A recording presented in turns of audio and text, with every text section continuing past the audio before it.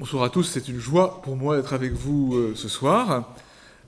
Cela dit, vous risquez d'être déçus, parce que la question qui a été donnée pour qui faut-il voter, j'ai la ferme intention de ne pas y répondre, puisqu'il me semble très important de veiller à ne pas confessionnaliser ni cléricaliser les débats politiques. Pour autant, je crois qu'il y a des choses à dire pour l'engagement politique et pour le discernement chrétien. Et c'est ce que je voudrais essayer de faire en reprenant tout simplement ce que nous avons souhaité dire avec mes frères du Conseil permanent de la Conférence des évêques dans cette déclaration « L'espérance ne déçoit pas » que je vous encourage à lire et à travailler éventuellement avec d'autres dans la perspective de l'élection présidentielle. Qu'est-ce que c'est que le Conseil permanent de la Conférence des évêques? Ce n'est pas le soviet suprême à la mode ecclésiastique, mais c'est le groupe d'évêques qui assure, disons, le suivi ordinaire de la conférence de l'ensemble des évêques de France et qui est constitué de 9 évêques plus l'archevêque de Paris, le président et les 2 vice-présidents de la Conférence des évêques, et 6 évêques élus par tous leurs pairs dans 6 catégories différentes pour essayer de créer un ensemble représentatif. Un évêque de moins de 5 ans d'épiscopat, un évêque qui a entre 5 et 10 ans d'épiscopat, un évêque qui a plus de 10 ans d'épiscopat, donc un junior, un senior et un confirmé, et puis l'évêque d'un diocèse de moins de 500 000 habitants, l'évêque d'un diocèse entre 500 000 et 1 million d'habitants, et un évêque d'un diocèse de plus d'1 million d'habitants. Il ne s'agit pas de petits diocèses et de grands diocèses, tous les diocèses sont grands, mais de diocèses plus ou moins peuplés. Voilà, à titre personnel, j'ai été élu au titre des diocèses de plus d'1 million d'habitants, puisque mon petit diocèse de Nanterre est très resserré géographiquement, mais rassemble une population très mélangée et très belle d'1 650 000 habitants.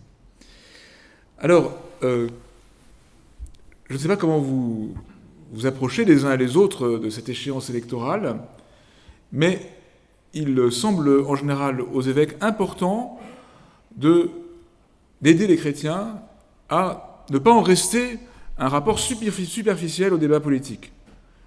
Ne pas être simplement dans une réactivité affective, mais prendre au sérieux le rendez-vous électoral majeur de notre pays et de contribuer à la profondeur et au niveau du débat. Je voudrais aussitôt dire que pour nous chrétiens, l'élection présidentielle, même si c'est le débat majeur du discernement politique dans notre pays tel qu'il est aujourd'hui, ne consiste pas à élire le père de la nation. Si vous avez été à la messe aujourd'hui, ou si vous avez lu les textes de l'évangile d'aujourd'hui, vous savez bien qu'il y a un seul père, c'est Dieu. Et il y a un seul maître, le Christ. Et donc nous avons toujours à résister au pseudo-messianisme politique. Le pape Benoît XVI, qui a beaucoup réfléchi en allemand, vacciné contre l'absolutisme par l'histoire de son pays au XXe siècle, a pu écrire que rien n'était plus étranger à l'esprit de l'Évangile qu'un messianisme eschatologico-révolutionnaire. C'est-à-dire d'imaginer qu'un messie temporel, par la révolution, va faire advenir une paix définitive digne de la vie éternelle sur Terre. Donc, nous ne considérons pas que le responsable politique, même le président de la République française, soit un homme ou une femme capable de changer de fond en comble la vie humaine. Ce serait tomber dans une idolâtrie, pour prendre une catégorie biblique importante, tout à fait néfaste. Nous avons à élire un homme ou une femme capable de travailler avec d'autres à la justice et à la paix, avec une capacité d'incarnation et de représentation, mais fondamentalement en serviteur d'une société qui est plus importante que lui-même. Je dis ça d'emblée parce que nous sommes un peu prisonniers en France de notre inconscient monarchiste, et nous voudrions toujours élire un roi, et comme nous avons aussi un inconscient révolutionnaire, dès que nous avons élu un roi, nous n'avons qu'une seule idée, lui couper la tête. Et il y a une espèce d'immaturité dans ce va-et-vient, d'attente excessive à l'égard du chef de l'exécutif, et parfois de réprobation peut-être excessive aussi à l'égard de l'exécutif, dont on attend souvent plus qu'il n'est en situation objective de donner. Cela dit, il est important de vivre les choses en profondeur. Alors, c'est une tradition depuis au moins 4 scrutins pour le Conseil permanent de la Conférence des évêques de proposer un texte de réflexion assez en amont du débat partisan pour ne pas interférer avec lui, mais pour permettre une réflexion de fond. Il y a eu « Qu'as-tu fait de ton frère ?»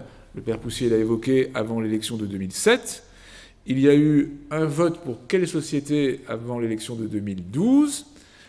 Avant l'élection de 2017, dans un monde qui change, retrouver le sens du politique. Et donc cette année, l'espérance ne déçoit pas. Je m'expliquerai sur le choix de ce titre à la toute fin de mon exposé.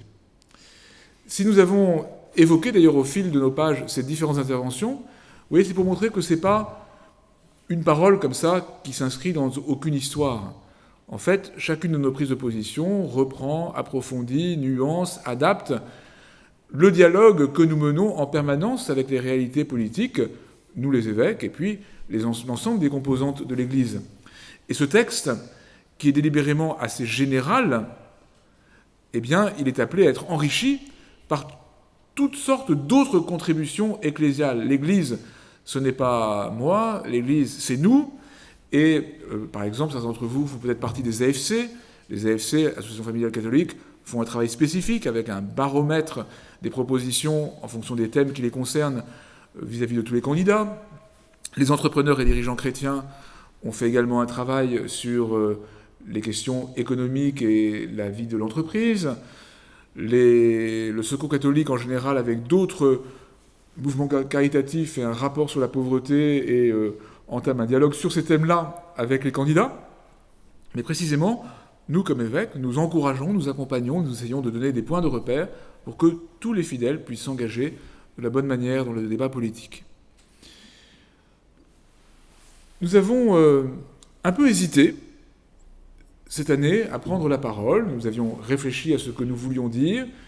Et puis, comme vous le savez, il y a eu un moment quand même très important pour l'Église en France cette année, à l'automne, qui a été la remise du rapport de la Commission indépendante sur les abus sexuels dans l'Église, qui est, je pense, une œuvre de vérité qui, à terme, sera extrêmement bénéfique pour l'annonce de l'Évangile dans notre pays, mais qui ne mettait pas l'Église en situation de prendre la parole de manière remplie d'autorité.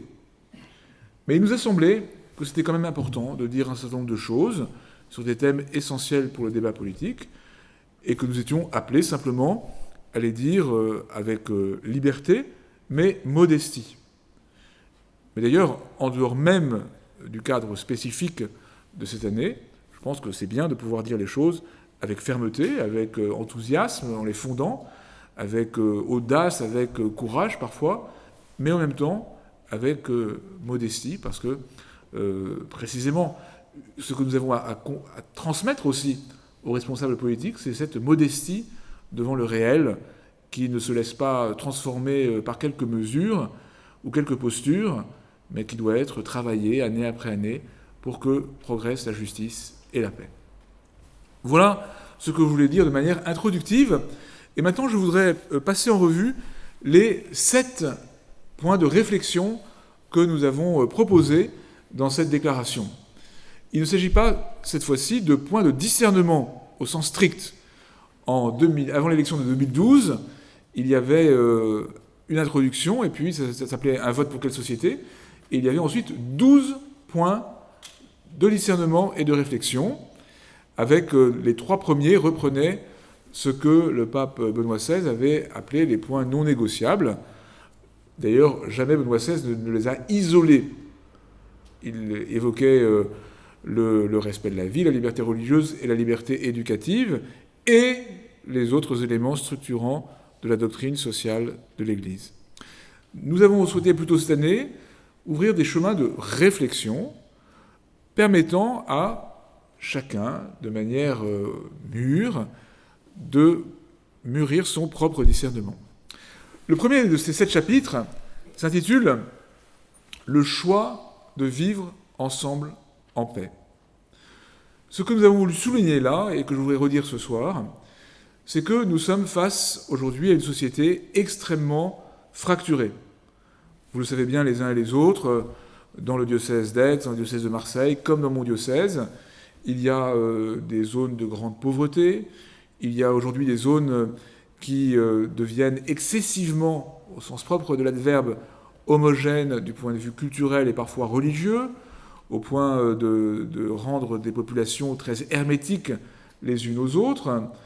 Nous avons connu en France la crise des Gilets jaunes, et nous voyons bien que l'atmosphère est souvent électrique, et il peut ne pas s'en falloir de beaucoup pour que la situation s'embrase.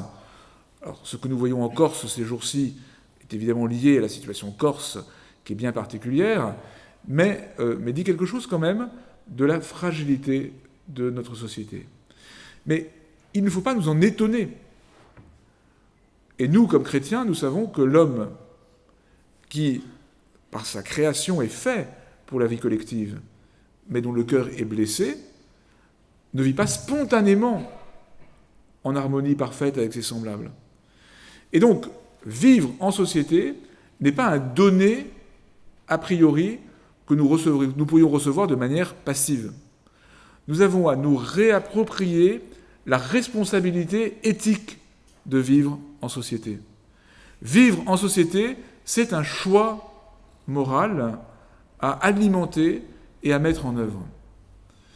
Et vous voyez, avant même de donner des critères de discernement, ce que nous voulons dire, c'est que chacun est appelé à s'engager tout simplement par son mode de vie dans cette dimension collective de l'existence humaine. On peut défendre des valeurs chrétiennes, mais ce qui est premier, c'est de vivre des exigences de l'Évangile. Et nous savons bien que parfois il est plus facile d'aller brandir une pancarte dans une manifestation que de choisir la vie, le service des plus pauvres, l'accueil des personnes handicapées, etc. Et donc, nous avons à nous ressaisir de notre vocation chrétienne à vivre en cohérence avec ce que nous annonçons, et puis nous avons à prendre au sérieux l'effort que chacun est appelé à faire pour contribuer à ce que nous fassions société. Ça passe par l'engagement de chacun au plan local, au plan associatif, notre honnêteté aussi de citoyen, notre respect des lois, évidemment toujours en passant au prisme de la conscience. Le choix de vivre ensemble en paix ne va pas de soi, nous avons à le refaire sans cesse, nous avons à l'assumer, nous avons à l'honorer, nous avons à le partager. Le deuxième chapitre de notre réflexion s'intitule « Le respect inconditionnel de toute vie humaine ». C'est évidemment essentiel, et quand nous parlons de respect inconditionnel de la vie, nous pensons aussi bien à la vie commençante qu'à la vie finissante, qu'à la vie fragilisée pour toutes sortes de raisons, par le handicap, par le grand âge, qu'à la vie précarisée de toutes sortes de manières. Trop souvent, il y a, permettez-moi cette caricature, les cathos de gauche qui défendent les migrants et les cathos de droite qui défendent la vie dès son commencement. Il est légitime que chacun ait un engagement prioritaire, mais aucun chrétien ne peut faire fi du principe d'humanité dans sa richesse et sa complexité. Nous disions dans le texte que la justesse éthique et la justice sociale ne peuvent pas être séparées ni opposées. Je crois profondément que la transgression éthique fabrique de la violence sociale. Parfois de manière latente, parfois de manière cachée, mais il y aurait sûrement moins de violence dans notre société s'il y avait moins de transgression éthique banalisée. Alors, sans doute, le respect de l'intégrité de la vie humaine est-il absolument premier, mais on ne peut honorer la vie humaine sans prendre en compte tout ce qui fragilise précarise, porte atteinte à la vie dans toutes ses dimensions. Nous insistons en particulier dans ce chapitre évidemment essentiel sur le respect de la vie naissante, et nous faisons allusion à la loi qui est passée récemment, la dernière loi votée par la majorité sortante pour l'allongement du délai d'interruption volontaire de grossesse à 14 semaines, avec tout ce que cela a de violent, en insistant sur le fait que ces allongements successifs, en eux-mêmes et par les répercussions qu'ils ont sur les parents de personnes handicapées, sur toute la société, sont une véritable violence. Nous insistons aussi sur la question de la fin de vie, qui va peut-être revenir dans le débat. Je crois que dans la grande prestation qu'il y a eu hier soir à la télévision, il y a au moins une candidate qui en a fait un des marqueurs de sa campagne. Et cette question qui revient constamment, moi j'ai eu beaucoup à accompagner cette question quand j'étais au milieu des parlementaires il y a déjà longtemps, eh bien, elle est essentielle. Il y a beaucoup de belles mobilisations sur le sujet. Peut-être avez-vous vu le livre du jeune avocat très présent sur les réseaux sociaux, Erwan Le Moredec, sur cette question de l'euthanasie. Et je crois que nous avons vraiment à être très vigilants et très engagés sur ce sujet. Très engagés, ça veut dire aussi, chacun en fonction de ce qu'il peut faire, de réfléchir à la manière dont les personnes âgées de notre entourage sont accompagnées. Tout le débat qu'il y a eu sur Orpea est intéressant aussi sur cette prise en compte de la fragilité du grand âge. Nous pensons qu'il faut que, et c'est là où la position chrétienne, c'est pas simplement de repousser les transgressions, c'est aussi de faire des propositions, qu'il faudrait que les candidats proposent de grandes politiques des soins palliatifs, qu'il y a des déserts palliatifs en France auxquels il faut remédier. Et puis, nous insistons sur le fait qu'après 2 ans de crise sanitaire, où le mot d'ordre, pour ne pas dire le mantra, a été de sauver des vies, avec toute l'ambivalence de ce verbe « sauver », eh bien, ce serait une contradiction délétère de poursuivre sur une autorisation de l'euthanasie ou du suicide assisté. Très intéressant de voir que, malgré les enquêtes d'opinion, il y a dans le fond de la société une capacité de rapport juste à la vie fragilisée et à la vie à respecter jusqu'au bout. À titre personnel, je suis très frappé, par exemple, de la manière dont un écrivain comme Michel Houellebecq, que certains auditoires catholiques estimeraient sulfureux, peut parler de l'euthanasie. Je n'ai pas encore lu Anéantir, je crois qu'il en fait un de ses thèmes importants, mais dans son concours d'il y a quelques années, La carte et le territoire, il y a des pages extraordinaires sur la mort par euthanasie dans un centre spécialisé en Suisse du père du narrateur. Et la puissance suggestive de la plume de Houellebecq est telle qu'on en a froid dans le dos, et il y a une espèce de parfum de mort, de violence dans ce qu'il décrit, devant quoi nous avons non seulement à nous dresser, mais aussi à nous engager par la manière dont nous sommes attentifs aux personnes en fin de vie. Nous insistons aussi dans ce paragraphe sur tout ce qui concerne le handicap. C'est aussi, comme les soins palliatifs, un domaine dans lequel les chrétiens ont été souvent des précurseurs. C'est un domaine, et cela doit nous remplir de confiance et même d'espérance, où la société tout entière a plutôt progressé, mais encore faut-il voir qu'il y a des pas en avant à faire, et puis sans doute des faux pas en avant à ne pas faire. Et donc le respect de la vie des personnes en grande précarité est marqué par le handicap, avec tout ce qu'elles peuvent apporter également à la société, est extrêmement important à promouvoir. Le choix de vivre ensemble en paix, le respect inconditionnel de toute vie humaine. Vous voyez, nous ne nous prononçons pas de manière confessante au nom de la foi sur ce thème, parce que, comme l'a beaucoup expliqué le pape Benoît XVI et déjà Joseph Ratzinger avant lui, en matière politique, pour les chrétiens eux-mêmes, ce n'est pas la foi qui est déterminante, mais la raison. La raison a besoin, pour être droite, d'être éclairée et purifiée par la foi. Mais comme le disait très précisément le pape Benoît XVI, l'instance prochaine de la décision politique, pour les chrétiens eux-mêmes, ce n'est pas la foi, c'est la raison. Et c'est très important de cultiver cela parce que, sans arrêt, dans le débat politicien français, on va marginaliser les positions éthiques des chrétiens au titre qu'elles seraient confessionnelles et donc qu'il ne serait pas légitime de les imposer à toute la société. Lors d'une soirée un peu analogue à celle-ci, dans mon diocèse la semaine dernière, avec 6 élus du département de différentes couleurs politiques, un député présent a justifié l'IMG jusqu'à 9 mois et l'IVG jusqu'à 14 semaines de cette manière-là. Et c'est évidemment inacceptable. Mais encore faut-il que nous ne surconfessionnalisions pas les enjeux éthiques au risque de les marginaliser.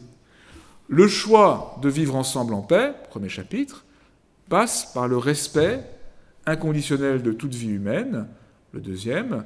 Dès qu'on met de l'arbitraire dans le respect de la vie, on sort en fait du champ éthique de la vie en société dans toute sa justesse. Le troisième chapitre revient sur la devise républicaine, liberté, égalité, fraternité, et insiste en particulier sur la liberté. Nous y faisons allusion, les derniers mois ont été marqués par un débat important et à certains égards inquiétant autour de la loi dite séparatisme et qui s'est finalement appelée la loi CRPR, la loi confortant le respect des principes de la République.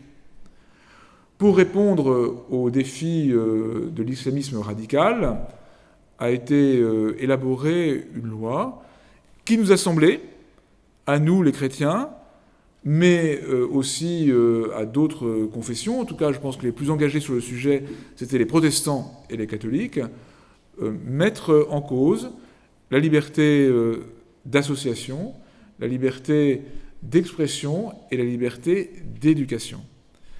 En particulier des modifications du statut des associations cultuelles, soit les associations de 1905, telles que les pratiquent les protestants, que nous ne pratiquons pas exactement puisque nous avons mis au point après la guerre de 14 les associations diocésaines, eh bien les complications qui sont faites sont sont potentiellement un frein à notre pleine liberté religieuse. Et de manière subreptice, il y a vraiment un changement de paradigme par rapport à la loi de 1905 qui stipule que la République ne reconnaît aucun culte. Dans le régime actuel, depuis quelques mois, dans le régime actuel, toutes les associations cultuelles doivent être reconnues tous les 5 ans par l'État via les préfets. C'est donc un vrai changement de paradigme, aux conséquences immédiates sans doute limitées, mais à la signification et aux conséquences possibles considérables. Et il nous semble très important d'insister à temps et à contre-temps sur la liberté en général et la liberté religieuse en particulier. Jean-Paul II en faisait la pierre de touche par excellence de l'ensemble des libertés. Nous avons vu aussi que la crise sanitaire a parfois eu du mal avec la liberté de culte comme liberté fondamentale. Si nous avons été engagés comme évêques assez fortement sur cette question de la liberté de culte, alors chacun selon nos tempéraments, à titre personnel, je me suis pas mal engagé sur ce sujet, c'est pas uniquement pour que les catholiques puissent retrouver la joie de se retrouver, mais c'était parce que ce qui était en cause, c'était plus large que la liberté de culte elle-même. Quand la liberté de culte est pleinement respectée, c'est la liberté en général qui est légitimement honorée. Alors, il ne faut pas forcer le trait, nous ne sommes pas dans un régime d'oppression, mais nous avons à être vigilants sur la liberté. Et pour moi, c'est très important que les chrétiens soient vraiment des amoureux de la liberté. Vers quoi marchons-nous en ce carême, si ce n'est vers la véritable libération pascale accomplie par la mort et la résurrection du Christ? Le Christ nous libère du péché et de la mort, lui le nouveau Moïse, comme le premier à libérer le peuple des Hébreux de la servitude en Égypte. Notre salut, c'est notre libération. Et notre promesse d'éternité, c'est de participer à la glorieuse liberté des enfants de Dieu, comme le dit également saint Paul. Et cette destinée de liberté éternelle et parfaite que nous reconnaissons dans la foi et l'espérance, eh bien, elle s'incarne dans une liberté effective à travers le temps. Notre engagement moral de chrétien n'est pas une restriction de notre liberté, mais au contraire la mise au jour, l'enfantement à la liberté véritable. Et au-delà de ce qui concerne notre vie de croyant, nous avons à être vraiment des défenseurs de la liberté dans le temps présent. Oui, il y a des débats qui peuvent exister, par exemple, autour de la liberté d'expression. Je pense à tout le débat autour des caricatures, même si dans le texte nous disons que c'est important d'avoir de la délicatesse à l'égard des uns et des autres. Je crois que c'est très important de manifester que nous sommes des amoureux de la liberté. Voilà pour le 3e chapitre. Le 4e s'intitule « Les religions, une chance pour une société en quête de sens ». C'est le 4e chapitre, c'est le centre géométrique en quelque sorte de ce texte, mais c'est peut-être aussi son centre thématique pour ce qui nous concerne. À nouveau, nous ne sommes pas en train de parler de l'Église catholique, de l'évangélisation. Ce texte-là, il n'est pas dans notre cœur de métier. Notre cœur de métier, c'est d'annoncer l'Évangile. Mais de manière seconde, et en même temps très importante, nous ne pouvons pas prétendre annoncer l'Évangile sans nous situer dans la société dans laquelle nous sommes, dans l'unité de notre vie de chrétien. Nous ne pouvons pas être des chrétiens dissociés qui vont à la messe, qui vont évangéliser et qui par ailleurs votent sans s'interroger dans la lumière de leur appartenance religieuse. Je veux dire que j'étais très étonné le jour de la publication de ce texte. J'ai fait un petit entretien pour l'émission C'est à vous sur France 5 le soir, et il y avait un micro-trottoir devant une paroisse très huppée à la sortie de la messe de semaine, donc on pouvait penser des catholiques extrêmement fervents et formés, et à chacun il était demandé « Est-ce que le fait d'être catholique influe sur votre vote ?» Réponse de tous, claire et déterminée, non, en aucune manière. Ce qui manifestait quand même un déficit de formation et d'unité des personnes. Alors, ce que nous avons voulu souligner dans ce chapitre central, c'est que nous ne pouvons pas accepter que l'appartenance religieuse soit comme une petite musique marginalisée, suspectée. Avoir un enracinement spirituel serait finalement une espèce de retrait par rapport à l'esprit démocratique, à l'esprit citoyen, à l'esprit républicain. Nous croyons au contraire que la possibilité de vivre une recherche et une expérience spirituelle est décisive pour la société. Parce que notre société, si elle est si divisée, si elle est fracturée, c'est parce qu'elle est en attente de raison de vivre et de mourir pour chacun. Et les religions ont à contribuer à ce qui permet de vivre ensemble. Il y a quelques années, il y a eu un dialogue extrêmement intéressant entre Joseph Ratzinger, qui n'était pas encore devenu Benoît XVI, et un grand philosophe, Jürgen Habermas, un grand maître de la philosophie allemande, agnostique, qu'on appelle l'école de Francfort, et sur les fondements pré-politiques de la démocratie. Qu'est-ce qui fonde la capacité à vivre dans une société démocratique ? Et Habermas, qui était agnostique, je le répète, reconnaissait avec Benoît XVI que se mettre à l'écoute des grandes traditions religieuses et de la tradition biblique et chrétienne en particulier était non seulement possible, mais salutaire pour la vie des démocraties.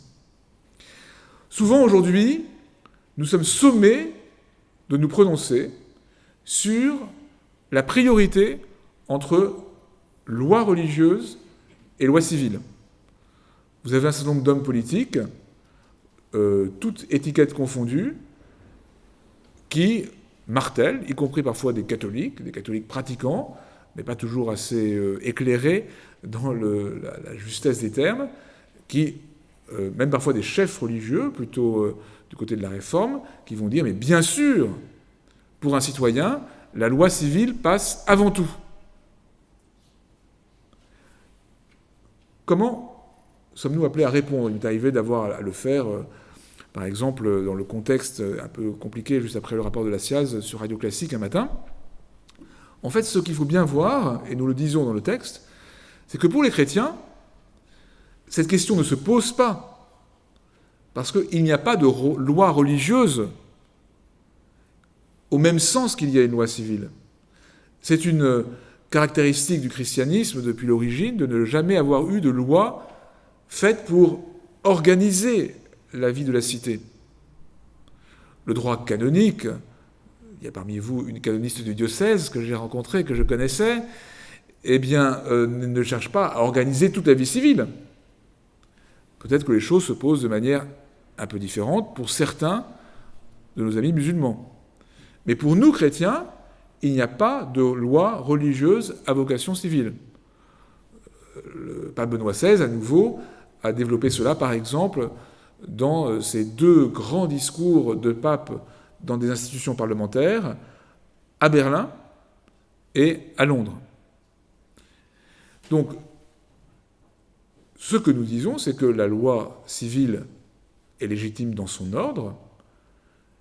Il n'y a pas de loi religieuse au sens de la loi civile, mais pour un chrétien, l'appartenance spirituelle au Seigneur est évidemment première.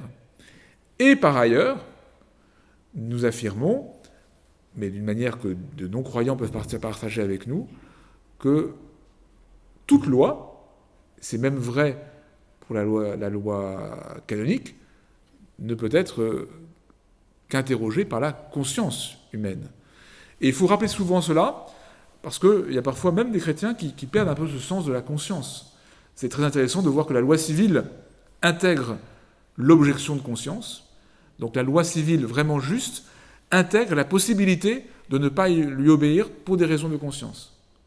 Et par ailleurs, on a pu voir par exemple des collaborateurs de l'époque de la guerre condamnés, alors même qu'ils avaient obéi aux lois et aux règles de leur époque, mais condamnés parce qu'ils n'avaient pas désobéi en conscience à des lois et à des commandements injustes.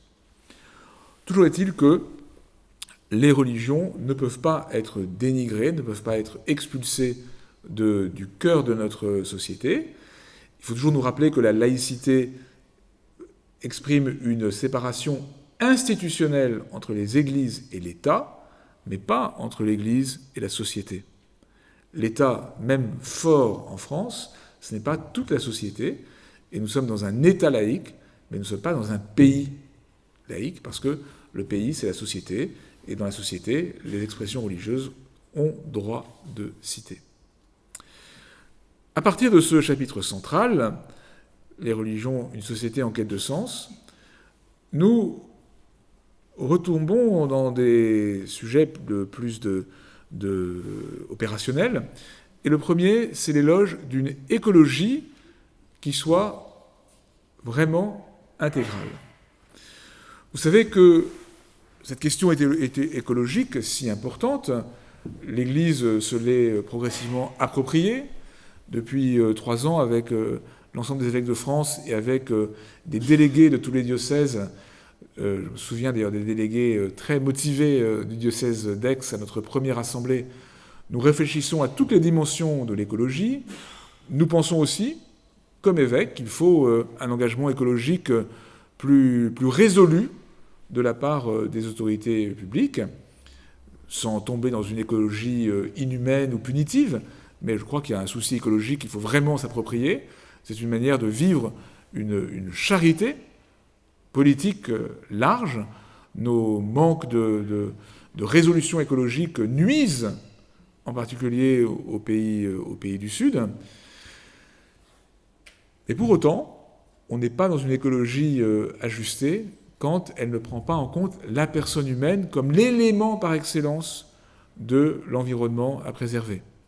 C'est le thème de l'écologie humaine qui a surgi dans l'encyclique de Jean-Paul II, Centesimus Annus, 100 ans après la grande encyclique sociale Rerum Novarum de Léon XIII et quelques mois après la chute du mur de Berlin.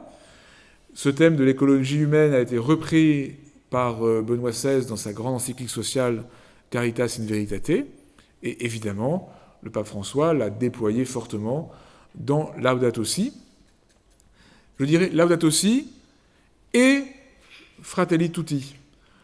Je crois qu'il faut entendre ces deux encycliques sociales du pape François de manière stéréophonique. Il n'y a pas de vraie écologie sans véritable fraternité. La fraternité, travailler, servir, rechercher inlassablement, c'est l'écologie sociale qu'il est indispensable de promouvoir. On n'est pas dans l'écologie intégrale quand on se laisse aller à des trucages juridiques sur la filiation.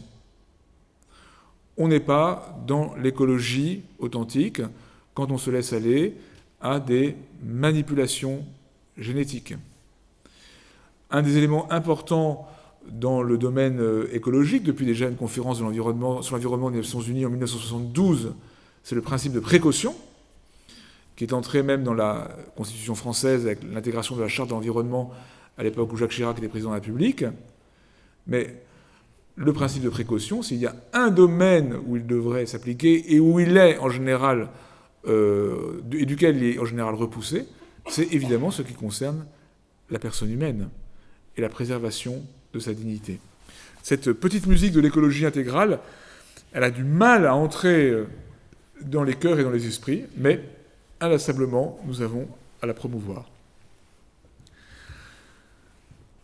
Le 6e chapitre de ce document, qui est un 6e point de réflexion important, me semble-t-il, à nous approprier, le père Poussé y a fait allusion, c'est le fait que la France n'est pas une île. Nous évoquons la construction européenne. Vous savez que l'Église, traditionnellement, est assez engagée en faveur de la construction européenne.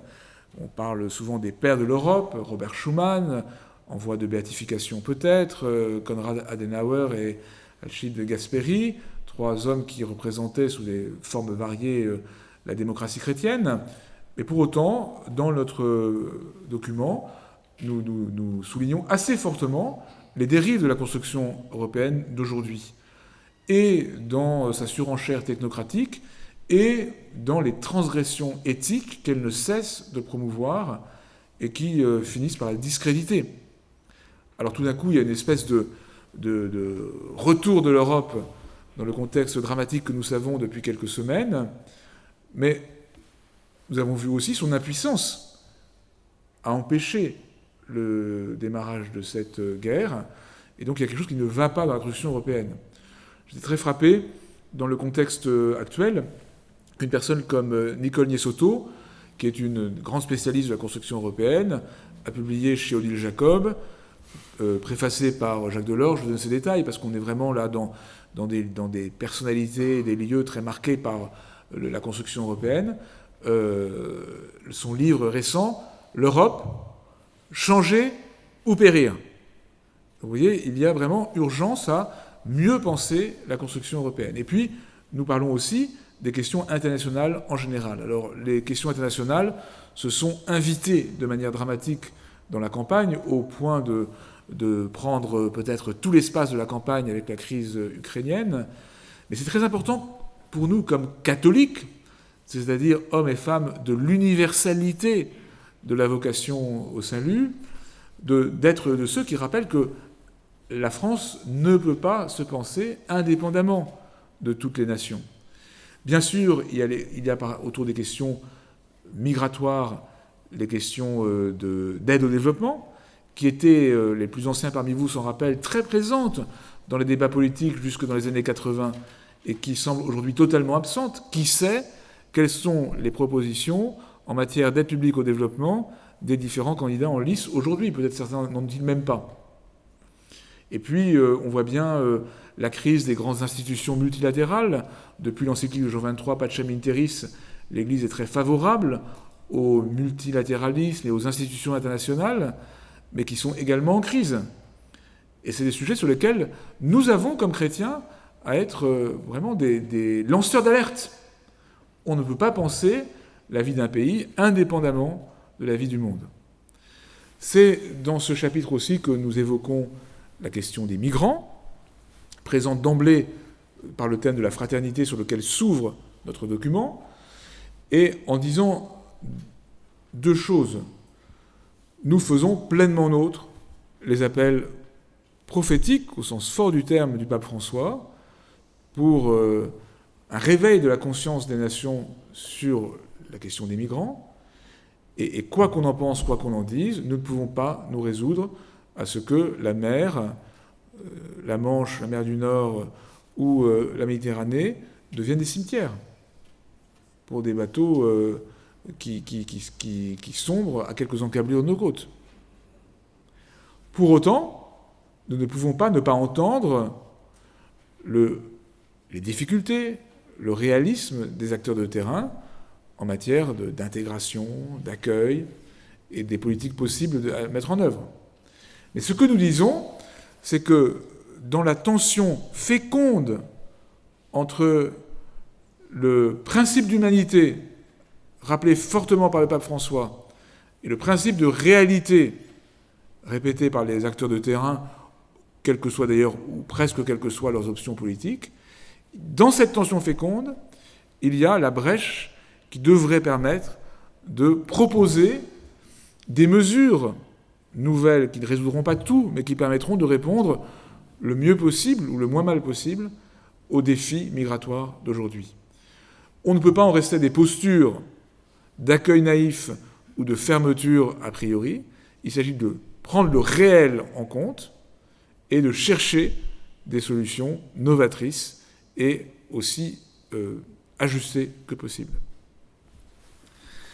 Le 7e et dernier chapitre, last but not least, s'intitule « Transmettre ». L'important pour nous chrétiens, c'est aussi, parce que nous sommes dans une tradition, transmettre c'est acte de tradition, la tradition c'est la transmission, nous avons à être vraiment habités par cela. Ce qui se joue en ce moment, c'est pas la France pour les 2 ou 3 ans qui viennent, c'est la France pour les 10, les 20, les 30, les 40 ans qui viennent. Il y a des choix qu'on fait aujourd'hui qui ne porteront du fruit que dans plusieurs dizaines d'années. Il y a des erreurs qu'on fait aujourd'hui qui nous poursuivront longtemps. Alors derrière ça, il y a toutes les questions liées par exemple à la dette, évidemment, mais cette question de la transmission, elle est beaucoup plus large. Vous voyez, aujourd'hui, le débat électoral semble se réduire à bien des égards au débat, à la question ukrainienne, et sur pas mal de sujets, cette crise ukrainienne permet de mettre en lumière pas mal de capacités ou d'incapacités politiques, et peut-être un révélateur intéressant. Mais en même temps, nous ne pouvons pas en rester, même à ce qui se joue dans les quelques mois qui viennent. Nous avons à bien penser que l'élection, elle porte sur une perspective de long terme. C'est aussi une valeur ajoutée des chrétiens dans un débat politicien qui est souvent de très court terme, de pouvoir ouvrir les perspectives du long terme. Dans ce chapitre sur la transmission, nous évoquons aussi les questions éducatives, et notamment le rapport à l'histoire, en insistant sur le fait que nous devons cultiver un rapport à l'histoire qui ne soit pas de jugement anachronique du passé, mais qui cherche à trouver, dans le meilleur du passé, des raisons d'espérer pour l'avenir. Dans son discours de vœux au corps diplomatique, il y a quelques semaines, à Rome, le pape François a critiqué de manière assez vigoureuse la cancel culture, la culture de l'annulation, dont je ne sais pas si à Aix-en-Provence on a déboulonné quelques statues de personnages du passé, mais je crois que c'est très important de prendre conscience du fait que la culture de l'annulation aboutit à l'annulation de la culture. Et que nous avons à être plutôt, nous, les serviteurs et les témoins d'une culture de l'assomption, où le passé, dans ses ombres et ses lumières, est assumé avec justesse, pour que nous puissions continuer notre marche, en fait, à vouloir dénigrer de manière violente et simpliste le passé, on ne fait que se mépriser soi-même et s'empêcher d'avancer. Voilà les 7 points de réflexion que nous avons voulu mettre en valeur. Ils ne sont pas exhaustifs. Ce que nous disons pour un texte délibérément bref est parfois allusif, voire trop allusif. Nous n'avons pas parlé de tous les sujets, nous n'avons pas parlé beaucoup d'économie. Comme je vous l'ai dit, nous le laissons aussi à des mouvements de catholiques laïcs qui sont plus immédiatement engagés sur le terrain. Mais il nous a semblé que le choix de vivre en paix, le respect inconditionnel de toute vie humaine, la place de la liberté, la place des religions, l'écologie vraiment intégrale, l'inscription de la France dans le contexte européen et international et les enjeux de transmission étaient des points essentiels à mettre en valeur. Je conclus en reprenant 3 points de notre conclusion.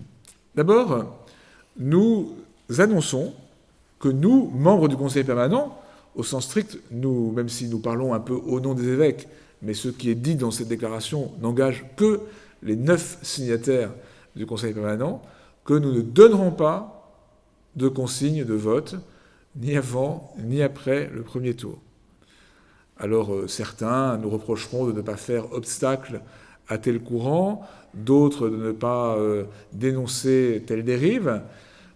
Le Monseigneur de Moulin-Beaufort, président de la Conférence d'évêques, a déclaré dans la Croix que les catholiques n'avaient pas besoin, en matière de vote, de tuteurs.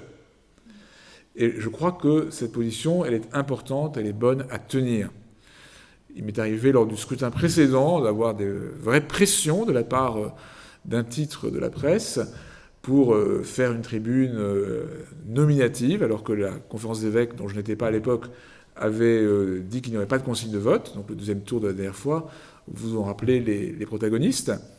Et moi je crois que, premièrement, des consignes électorales de la part des évêques n'ont aucune efficacité, parce que les fidèles, même s'ils voudraient voter comme les évêques, ne leur reconnaissent pas, à juste titre, de légitimité à parler en matière électorale. En revanche, nous sommes dans notre rôle en affirmant un certain nombre de points d'attention très importants, et après, à chacun de se décider en conscience.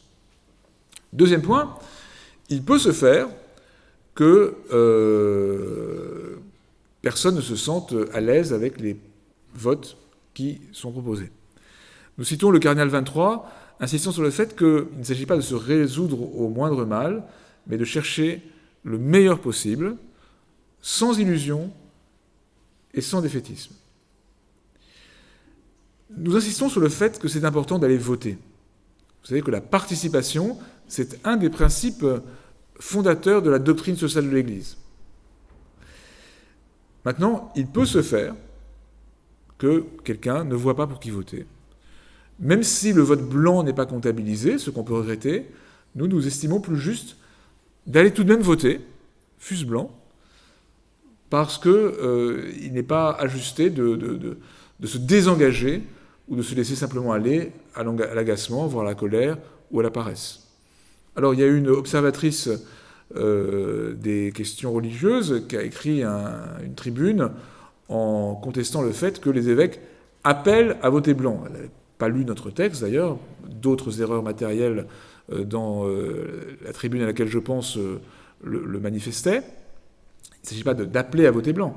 Non, il s'agit d'appeler à voter dans le contexte d'abstention massive que nous connaissons, mais par respect pour la conscience de chacun, reconnaître que dans certaines circonstances, il peut être légitime de voter blanc.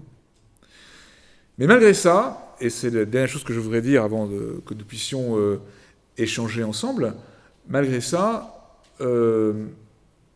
notre texte s'appelle « L'espérance ne déçoit pas ».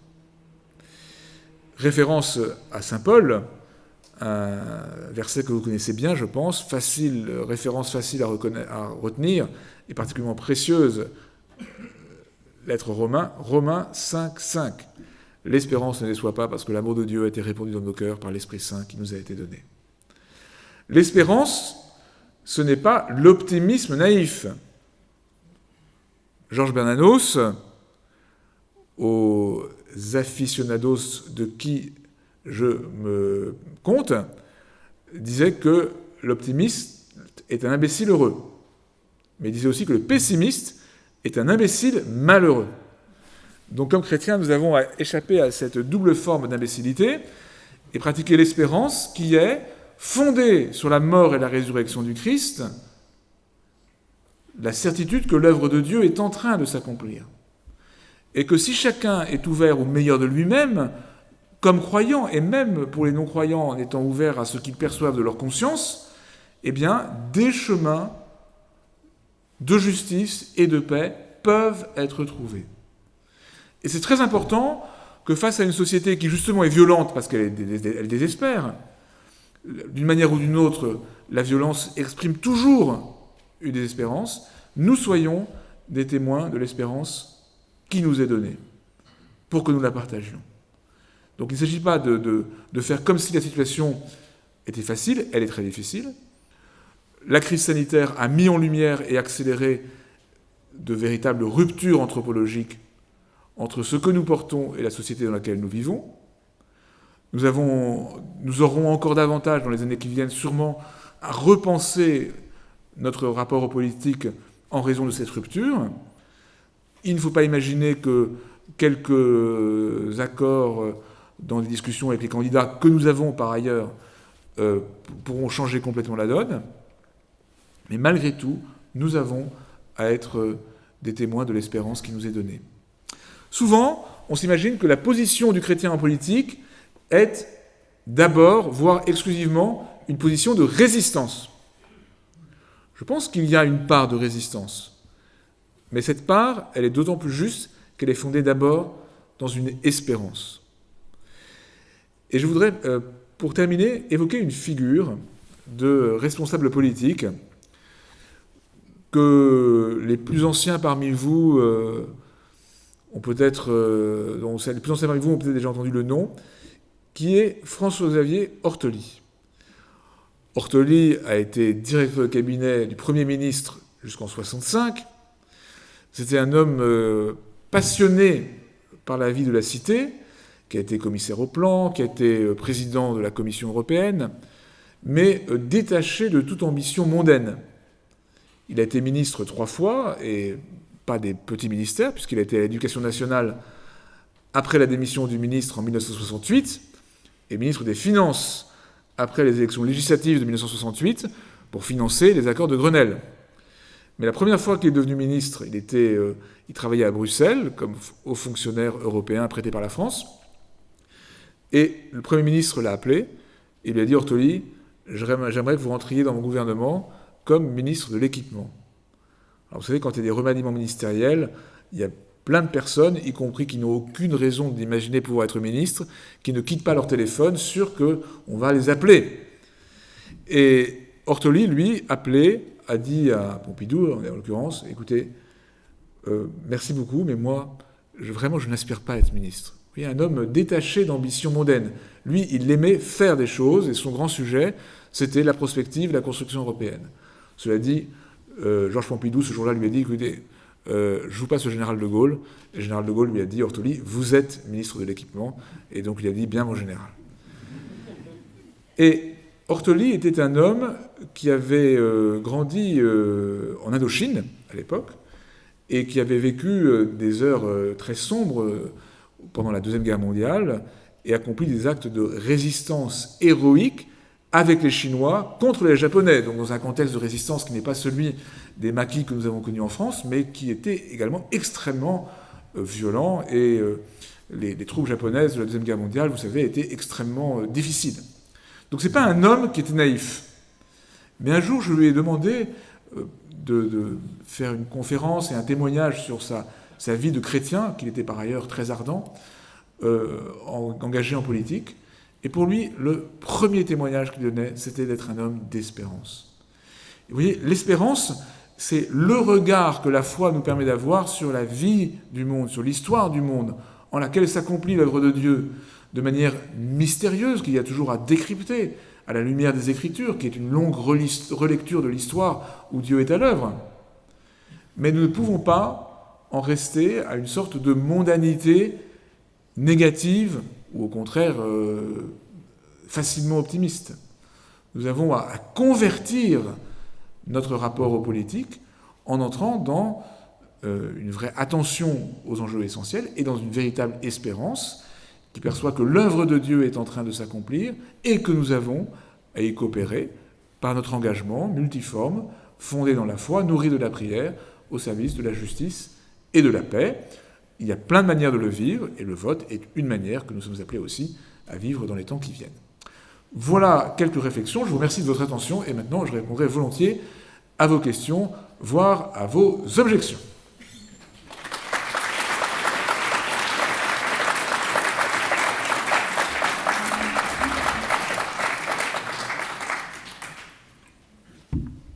Alors, je crois qu'il y a un séminariste qui est en position avec le micro. Souvent, la première question est difficile à poser, donc il suffit de décider que nous passions directement à la deuxième, et comme ça, elle sera facile à énoncer.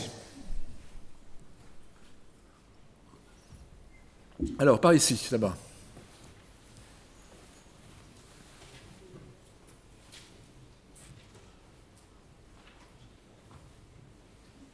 Monseigneur, merci pour votre exposé et merci pour cette note d'espérance de la fin. J'avoue que j'ai lu avec beaucoup d'intérêt ce texte des conférences des évêques. Néanmoins, j'ai fait un petit exercice, et notamment sur le chapitre qui me paraît le plus important, le chapitre 2, sur le respect de la personne humaine, de sa conception jusqu'à la mort. Lorsque je l'implique au candidat actuel, sur les 12 candidats officiellement retenus, il y en a 10 qui passent à la trappe. Donc, président actuel. Que vais-je faire lors du second tour? Si vous voulez, je peux faire le choix sur les deux premiers, au second tour. Vous proposez de voter blanc éventuellement. Or, le vote blanc, il est fortement rappelé, n'est pas reconnu. La seule chose qui compte, parce que vous entendez les commentaires des journalistes le soir des élections, c'est le nombre de participants. Le nombre, on ne parle pas des très peu d'électeurs. Et donc, si vous voulez, finalement, est-ce que ça n'est pas plus révélateur, plus significatif que de voter blanc? Je me le demande. Mais alors, je termine, parce que j'ai traité cette première question sur le chapitre 2, lorsque je passe le tamis avec les autres chapitres.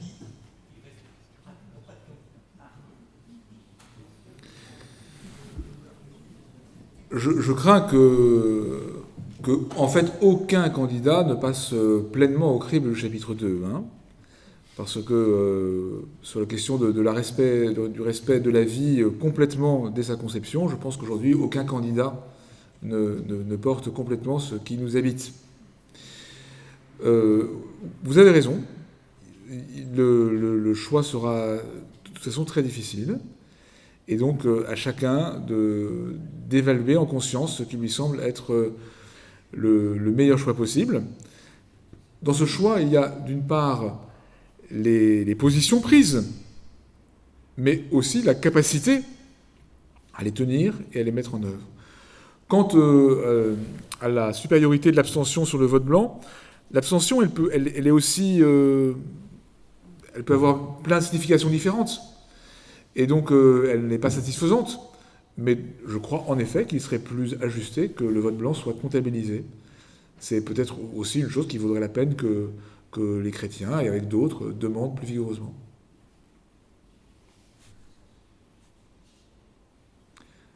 Autre question. Alors, voilà.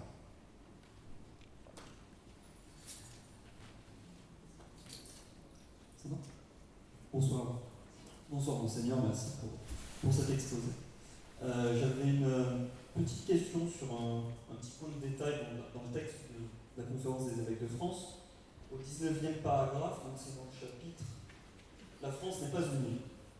Sur la question, parce que d'après ce que je comprends, la Conférence des évêques de France se positionne clairement en faveur je vais rappeler, de la construction européenne, qu'elle oppose au repli nationaliste. Donc, a fortiori, on comprend aussi au repli régionaliste ou repli locaux. Je trouve que c'est une conception peut-être un peu simpliste, mais effectivement, on ne pouvait pas non plus, c'est un texte assez court, donc vous ne pouvez pas vous étaler. Mais j'aimerais savoir si ce soutien à la construction européenne a plutôt une visée téléologique, c'est-à-dire dans ce que la construction européenne permet d'obtenir, et vous le rappelez, la paix et la solidarité, ou plutôt en tant que telle, la construction européenne en tant que telle. Mais si on pourrait imaginer une autre façon de s'organiser qui pourrait là aussi permettre de transmettre le message de l'Évangile et du Christ.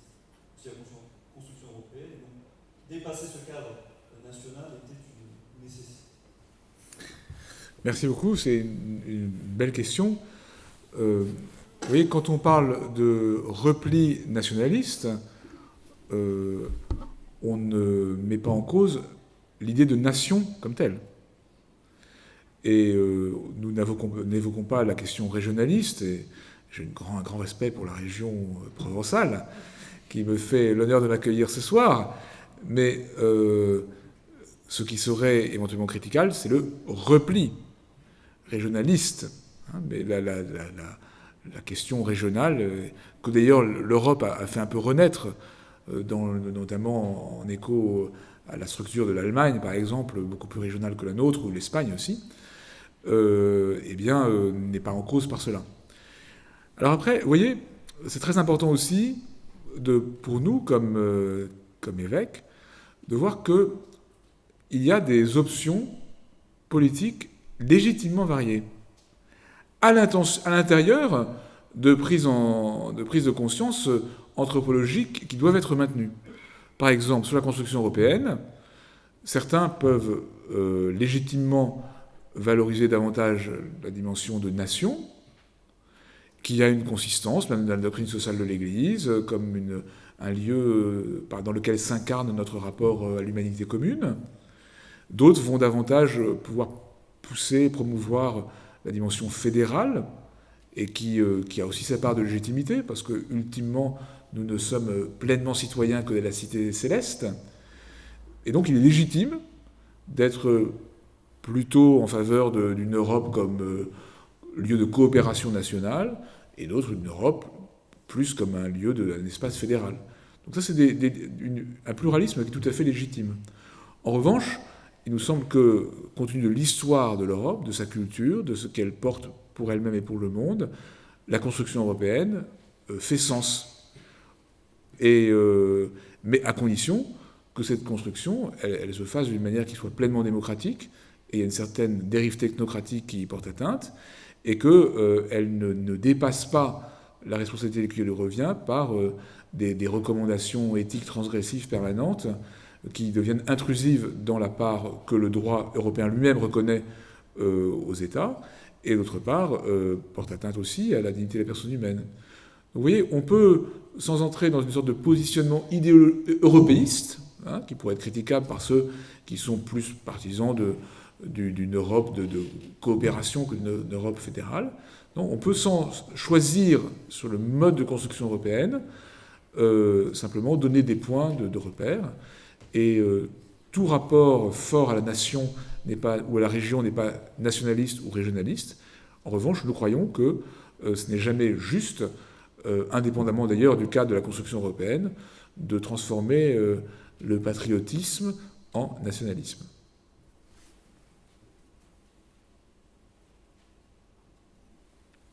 Autre question. Moi, je croyais que les Provençaux les méridionaux avaient l'expression abondante et facile. Bonsoir. Bonsoir, merci pour votre conférence. Moi, j'ai une question sur le point de l'écologie, Yannick Jadot. J'aimais bien cette position humaine,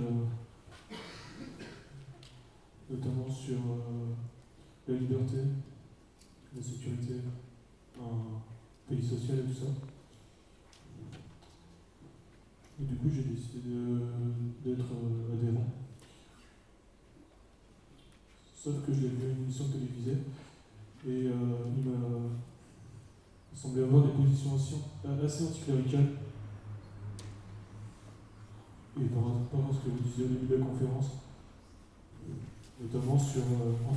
Et du coup, en fait, je me suis un peu sensibilisé quand il parlait des terroristes et tout ça, alors que je défends la paix et le respect. Alors, du coup, je ne sais pas trop quoi faire, même ça remet en question. mon engagement. Qu'est-ce que vous dites de tout ça, s'il vous plaît? Merci. Merci beaucoup. Et après votre question, il y a une autre question qui est ici devant. Alors, naturellement, fidèle à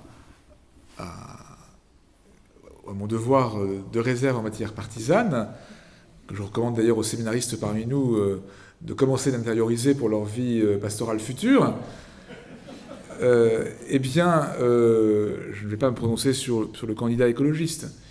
Maintenant, c'est vrai que l'écologie politique allemande, française, elle est à la fois marquée par un souci écologiste qui rejoint ce que nous disons ici, ce que le pape dit dans la note aussi, mais c'est vrai qu'elle s'est aussi beaucoup articulée sur des positions parfois gauchistes au sens précis du terme, hein, pas de gauche, gauchistes, et parfois aussi très, très transgressives, et même parfois assez opposées à ce que porte l'Église. Et ça a conduit même parfois certains responsables écologistes à changer de parti. Je pense par exemple à quelqu'un comme Jan Verling, qui a été responsable des Verts il y a quelques années, et qui est finalement passé au Modem après. Bon. Quoi qu'il en soit, ce que je trouve intéressant dans ce que vous dites, vous voyez, c'est que on peut pas se laisser en politique simplement partir parce qu'on est touché par quelque chose. Ben, il faut faire ce travail que vous avez fait, hein, d'écoute des responsables, de voir exactement ce qu'ils portent. Il y a une exigence un peu de précision dans notre rapport aux questions politiques. Souvent, on reste un peu à la surface des choses et on réagit avec le cœur, ce qui est très bien, mais c'est important de ne pas oublier le travail d'analyse de la raison. Donc c'est vrai que je pense qu'il y aurait place aujourd'hui pour une proposition écologiste qui fasse davantage droit à ce que nous appelons l'écologie humaine ou l'écologie intégrale. Il y a beaucoup de gens qui sont intéressés par ça, il y a beaucoup de jeunes qui sont intéressés par ça, et je pense que pour l'avenir, parce que le débat immédiat, il n'est pas très facile, vous l'avez évoqué déjà dans une question précédente, c'est vraiment très bien que des chrétiens fassent émerger une proposition un peu renouvelée dans le champ écologique, qui ne soit pas finalement plus de remise en cause de l'anthropologie, notamment chrétienne, et que de véritables perceptions écologiques. Oui. Excusez-moi, ça va, parce que c'est un lieu. Une opinion et une question. Quand on évoquait la question du vote blanc, de l'abstention, je trouve personnellement que c'est rentrer peut-être dans un défaitisme qui consisterait à dire que, en fait, nous cherchons le candidat idéal. Ce candidat idéal, je crois qu'on ne le trouvera pas. Et qu'en fait, ce qu'il faut, à mon avis, c'est chercher, je dirais, ce qui, parmi l'un des 7 thèmes que vous avez évoqués, ou 2, ou 3, ou 4, je dirais, répondrait au moins à l'un, ou je dirais à plusieurs d'entre eux, et je répète, sans chercher le candidat idéal, en espérant finalement qu'on va trouver un Saint Paul, qu'on va trouver, je dirais, un homme politique qui va évoluer, qui va, je dirais, en qui on va avoir confiance, et qui, quelque part, peut-être, à un moment, portera nos idées. C'est qu'en fait, c'est un message d'espérance. C'est qu'en fait, au lieu de parler d'abstention et de blanc, de se dire, un peu un pari pascalien, de dire, allez, je vote pour un candidat, en sachant qu'il n'est pas parfait, mais qu'il a au moins des valeurs, des idées dans lesquelles on se reconnaît. Alors merci de cette question qui me permet de préciser ce que nous avons dit. Alors d'abord, je suis d'accord avec vous, je pense qu'on ne trouvera pas le candidat parfait.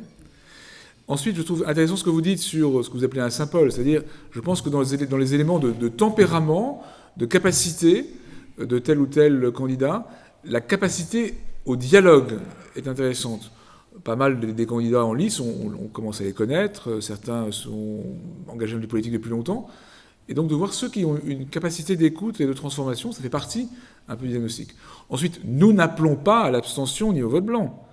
Nous appelons à la participation au débat électoral et à l'engagement des chrétiens dans la cité. Mais par respect des consciences, nous envisageons la situation que peuvent éprouver certains, légitimement, de ne pas être en situation de voter pour tel ou tel. Donc je partage ce que vous dites, mais vous voyez, c'est important aussi de respecter la conscience de chacun.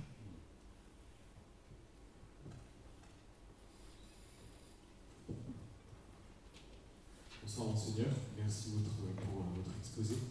Vous avez parlé au sujet de la question migratoire d'une tension qui existait entre le principe de réalité et le principe d'humanité, avec finalement pour conclusion qu'en fait la solution se trouvait dans un juste milieu et dans une nuance qu'il fallait trouver entre les deux. Et moi, ma question, elle portait sur le fait de comment essayer de trouver ce juste milieu et cette nuance dans un monde, et notamment dans un monde politique qui tend à être de plus en plus polarisé. Alors, je ne pense pas qu'il faille chercher un juste milieu. D'abord, je m'explique sur ce que j'ai appelé une tension féconde. Il y a des tensions qui sont d'affrontement, mais il y a la tension féconde qui permet d'entrer dans la réalité d'une situation. D'ailleurs, la relation entre le religieux et le politique est appelée à être cette tension féconde, qu'on retrouve dans la Bible, par exemple, dans le rapport entre les rois et les prophètes. Et ça fait partie de la mission proprement religieuse vis-à-vis du champ politique, d'être dans l'interpellation, éthique en particulier. Et donc, il y a une tension qui est constitutive, en fait, de l'ordre politique juste. L'ordre politique a besoin, me semble-t-il, de cet autre que lui-même pour ne pas s'enfermer de manière éventuellement totalisante dans ses propres logiques. Maintenant, pour ce qui est de la question des migrants, vous voyez, c'est pas de trouver un juste milieu en étant un peu accueillant et un peu réaliste. Non. Il s'agit d'être pleinement réaliste en prenant pleinement au sérieux le fait que des vies humaines on ne peut pas tolérer que des vies humaines nombreuses finissent dans la mer à quelques encablures de nos côtes. Donc c'est pas possible.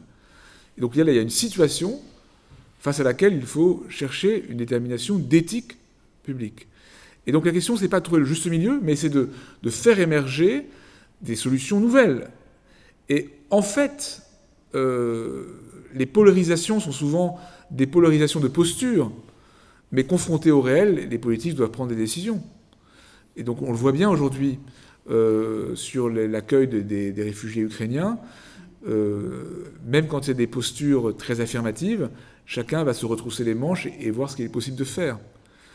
Donc vous voyez, notre position, c'est pas de chercher un juste milieu, mais c'est plutôt de dire, bon, il y a une réalité qui s'impose à nous-mêmes, et si nous ne la prenons pas au sérieux, nous ne sommes pas dignes de notre condition humaine, et encore moins de notre condition chrétienne. Et donc dans ce contexte-là, il faut chercher, avec réalisme, mais des solutions nouvelles. Et c'est très difficile, mais c'est ça la responsabilité proprement politique. Et je pense que voilà, l'expérience montre qu'il y a des choses à faire. Pour autant, dans ces solutions, il y a une part de régulation juridique tout à fait légitime. Mais il y a aussi des dispositifs innovants d'accueil, de formation, d'intégration qui doivent pouvoir être trouvés. D'autant plus que nous savons bien qu'il est illusoire de penser que la question migratoire peut cesser de se poser d'un claquement de doigts. Alors, voilà, il y a des questions partout, là, c'est bien. Bonsoir. Voilà, j'ai un petit souci. J'arrive au terme de mon master en sciences politiques et vous avez parlé tout à l'heure de participation du chrétien dans la vie de la cité. Mais voilà, à la fin de mes études, je ne sais pas pour qui voter parce que je me sens tout simplement indigne.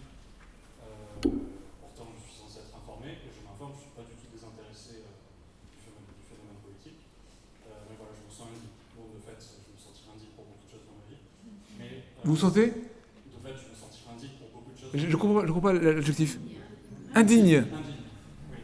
C'est parce que je ne me sens pas qualifié. Et si la société fonctionne aujourd'hui, en partie, c'est aussi parce que chacun est spécialisé et est à sa place.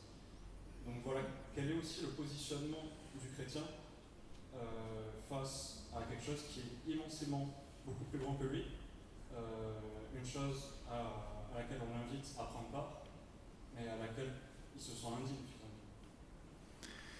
Alors, c'est une très belle question que vous posez, qui a beaucoup de répercussions. D'abord, ne pas se sentir digne de la grandeur de notre condition, c'est une belle attitude, vous voyez, et ça induit une modestie. Personnellement, je pense que, comme j'ai commencé là-dessus, sur en fait, la juste ambition politique, il doit avoir une sorte de modestie par rapport à ce qu'il est possible de changer. Et donc, vous savez, la première recommandation des Grecs pour le responsable politique, c'est « Medenagan », ni une limite en latin, rien de trop, pas d'hubris, pas de démesure. Donc vous voyez, cette attitude qui est la vôtre, je trouve, milite bien en faveur du cycle de sciences politiques que vous avez suivi. C'est-à-dire d'être pauvre face à la réalité de la société, qui nous dépasse de part en part.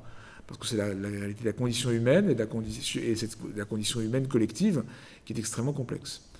Premièrement. Deuxièmement, il ne faut pas forcer le trait. Et c'est très important, me semble-t-il aujourd'hui, de nous réapproprier notre conscience démocratique. Parce que le gouvernement des experts, eh bien, ça peut devenir un gouvernement finalement tyrannique. Alors, la crise sanitaire a posé plein de questions à la société, et notamment ce gouvernement des experts. Mais finalement, ce n'est pas eux qui ont gouverné. Il y avait un conseil scientifique, mais c'est le politique qui a pris sa décision. Donc, le gouvernement des experts ne serait pas une solution. On pourrait dire, mais, puisque c'est trop compliqué, laissons les experts faire. Mais non, c'est pas ça la démocratie. Et par ailleurs, il faut aussi nous rappeler que, en démocratie, et en tout cas en France, c'est le peuple qui est souverain. C'est pas l'exécutif. Et parfois, il y a un peu de démesure, un peu d'hubris dans la parole politique. On a l'impression que nous sommes les sujets qui devraient être soumis à l'exécutif. Et qu'une fois qu'on a élu quelqu'un, on a donné un chèque en blanc, et qu'on devient les sujets obéissants de celui à qui nous sommes soumis. Non. En France, c'est nous qui sommes souverains, et nous confions une mission à des responsables qui doivent nous rendre des comptes sur leur action.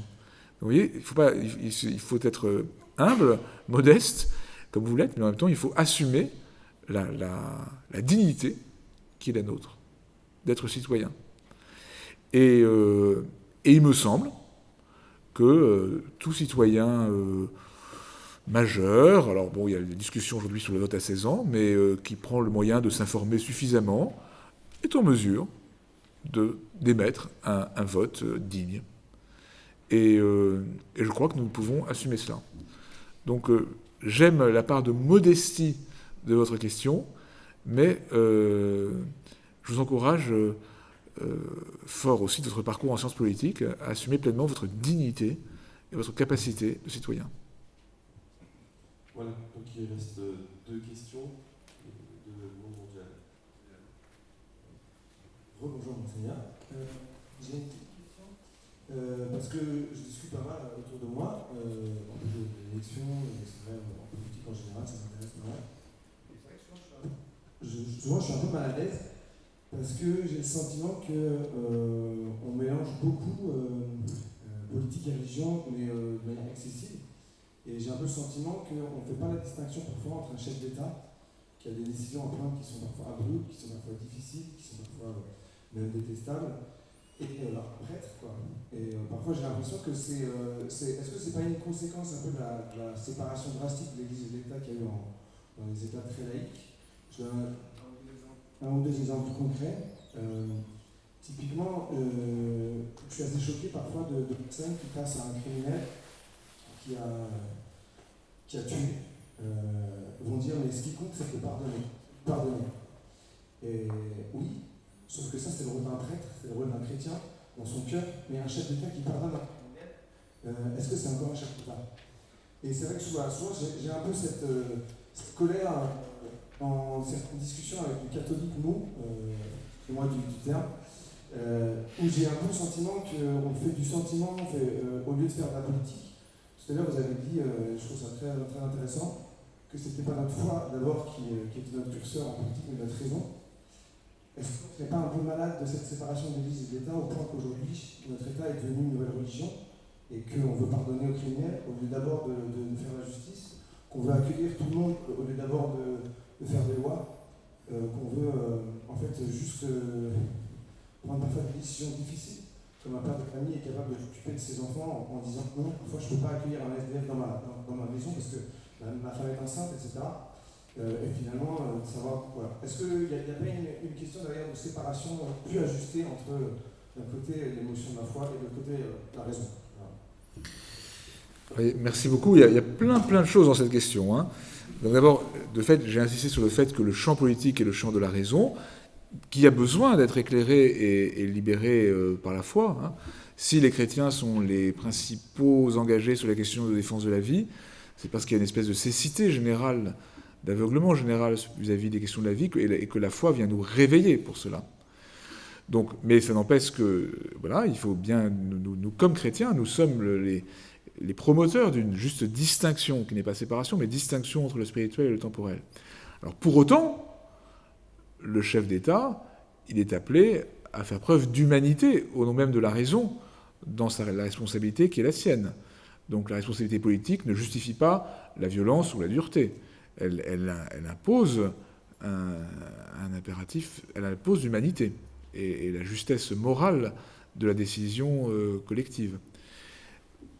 Par ailleurs, c'est vrai qu'une certaine laïcité peut s'ériger en religion de substitution et qu'il y a toujours la tentation, disons, idolâtrique du pouvoir temporel, et c'est aussi un point sur lequel, comme chrétiens, nous avons à aider la société à résister, parce que nous savons à quel point nous avons été libérés de toutes les idolâtries par l'adoration du Dieu vivant, et le fait d'adorer Dieu et lui seul nous dispense de toute autre forme d'adoration. Donc, il y aurait beaucoup d'autres choses à dire sur cette question, mais donc, oui, il faut garder bien cette distinction entre le spirituel et le temporel, veiller à ce que le temporel ne s'érige pas en religion de substitution, mais la distinction entre le spirituel et le temporel ne justifie pas l'absence de mise en œuvre d'une raison éthique. Dans la note doctrinale sur quelques aspects concernant l'engagement des chrétiens en politique de la Congrégation de la doctrine de la foi en 2002, si je ne m'abuse, eh bien, il y a une insistance sur le fait que les conditions d'une juste laïcité, c'est de bien comprendre que la raison n'est pas simplement la raison technique, mais aussi la raison éthique, qu'il y a une capacité rationnelle à exercer un véritable discernement moral. Alors, il restait encore une question par là. Alors, oh là là, il y a... Alors, 1, 2, 3, 4, je ne sais pas combien on a le droit encore. Allez, donc, vous, mademoiselle, ici, c'est ça, hein, voilà. Et puis ensuite, vous là, et ce sera terminé, c'est ça, les 3 dernières. Allons-y. Merci, Monseigneur. Je voulais vous poser une question pour une notion qui malgré la clarté de votre exposé, qui me dérange un petit peu. C'est dans un régime démocratique où on doit prendre en considération la loi imposée par la majorité. Comment peut-on exercer sans enfreindre le droit l'objection de conscience? Bien, le droit prévoit souvent l'objection de conscience, donc et il est important qu'elle le prévoie. Et donc vous savez bien que sur certains sujets aujourd'hui, il faut lutter un peu pour qu'elle soit maintenue. Et d'autre part, en cas de loi gravement injuste, mais par hypothèse, on peut espérer qu'elles ne sont pas trop fréquentes, eh bien, à chacun d'objecter en conscience, à la fois contre une décision éventuelle, et puis éventuellement par rapport à une loi qui serait perçue comme vraiment injuste. Mais la conscience ne peut pas être intégralement, disons, structurée par la loi, puisque par définition, elle est une instance critique et régulatrice de la mise en œuvre de la loi. Mais c'est important que dans certains cas, la loi prévoit, je trouve que c'est très intéressant comme fait, que ce soit le cas, mais il faut travailler à le maintenir, que la loi prévoit une objection de conscience. Mais il y a des domaines aujourd'hui où il faudrait non seulement veiller à ce que l'objection de conscience ne soit pas restreinte, mais qu'elle puisse s'élargir. Je pense par exemple pour les pharmaciens. Les pharmaciens ont très très peu de possibilités de ne pas, par exemple, vendre des produits abortifs. Et il y a un déficit de possibilités de se situer en conscience pour cette profession. Moi, je me posais une question. En fait, dans votre exposé, vous parlez des grands principes qui apportent beaucoup de pistes de réflexion. Et je me demandais, en fait, vous parlez de la capacité d'écoute de certains candidats, que ça pouvait être aussi un élément qui pouvait aider, en fait, dans le choix. Mais du coup, c'est quelque chose dont vous ne parlez pas justement dans ce livre. Et donc, parce qu'il y a cette question, je trouve, de la confiance qu'on peut avoir, qui est vraiment dans le rapport humain vis-à-vis des candidats. Et est-ce qu'il y aurait des clés que vous pourriez donner, en fait, justement, pour avoir ce discernement sur la personne, en fait voilà. Ouais, c'est une très belle question. Peut-être que dans 5 ans, on pourra axer notre réflexion un peu là-dessus. Ce serait bien. Il y a un saint patron des responsables politiques qui est très stimulant comme personnalité, c'est donc saint Thomas More, qui a été désigné par Jean-Paul II en l'an 2000 comme saint patron des politiques, donc chancelier, premier ministre du roi d'Angleterre, Henri VIII, homme de grande culture, de grande vie spirituelle, père de famille, etc. Et en même temps correspondant des plus grands humanismes, Erasme, etc. Et en même temps, un homme qui a résisté à Henri VIII, pas par fidélité à une norme extérieure, mais par fidélité au discernement de sa conscience. C'est un martyr de la conscience, c'est vraiment très intéressant. Et qui, après 1 an de captivité à la Tour de Londres, j'ai été me recueillir dans sa cellule, a été exécuté devant la Tour de Londres. Et donc c'est intéressant que le saint patron des politiques soit un homme de culture, un homme de prière, un homme de conscience et un martyr. Alors, moi je pense que dans la personnalité d'un responsable politique, ce qui est essentiel, c'est cette capacité d'être dans une forme de sincérité en conscience, dans une forme de cohérence également. Je trouve que les questions de culture, et sinon de vie spirituelle, théologale, mais du moins de manifester un peu d'intériorité, d'interrogation personnelle, c'est aussi très important.